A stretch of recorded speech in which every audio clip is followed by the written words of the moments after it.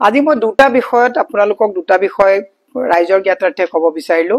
মাননীয় মুখ্যমন্ত্ৰীয়ে কৈছে যে মই গৌৰৱী অসমীয়া, তাৰ পিছত মুখ্যমন্ত্ৰী।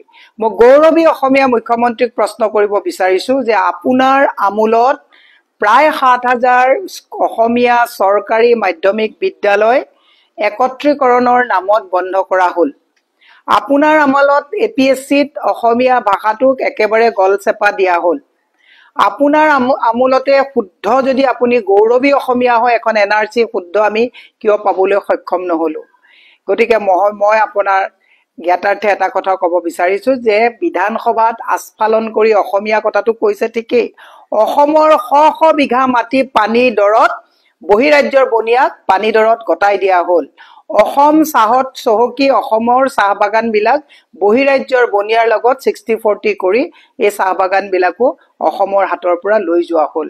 গতিকে আপুনি কেনেকুৱা অসমীয়া এই প্ৰশ্নটো মই আপোনাৰ ওপৰত এৰিলো। ২, আজি হঠাৎ আমি দুদিনমানৰ পৰা দেখিছো সৰ্বানন্দ সোণোৱাল ডাঙৰীয়া খুব মানে ৰাজনৈতিকভাৱে সক্ৰিয় হৈছে।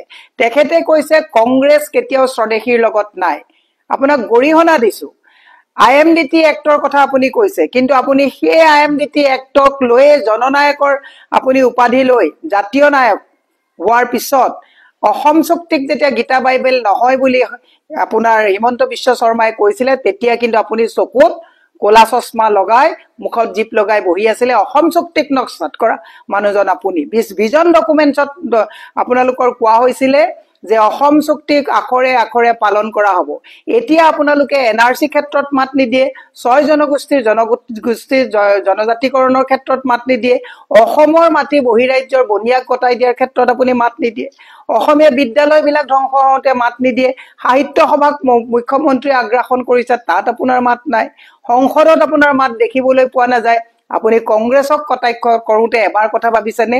অসমত মুখ্যমন্ত্ৰী হৈ থকাৰ পিছত মুখ্যমন্ত্ৰীক ফুটবল মাৰি দিল্লীলৈ পঠাই হিমন্ত বিশ্ব শৰ্মা মুখ্যমন্ত্ৰী হ'বলগীয়া হ'ল। গতিকে কংগ্ৰেছ স্বদেশীৰ পক্ষত নাই বুলি ক'লে আপোনাক ধিক্কাৰ গৰিহণা দিয়াৰ সমান্তৰালভাৱে এনেকুৱা উদ্ভট কথা নকবৰ কাৰণে আহ্বান জনাইছো। কাৰণ আমি যিবিলাকে কংগ্ৰেছ কৰি আছো আমি সকলোকে লগত লৈ পেলাই আছো। আমি স্বদেশী হৈ পেলাই আমিও আছো। আপোনালোকৰ নিচিনা ভণ্ডামি ৰেডিমেড নেতা হৈ আপোনালোকে দায়িত্বত থাকি অসমক, আমি দায়িত্বত নাই, আপোনালোকে দায়িত্বত থাকি অসমখনক আপোনালোকে লুণ্ঠন কৰিছে।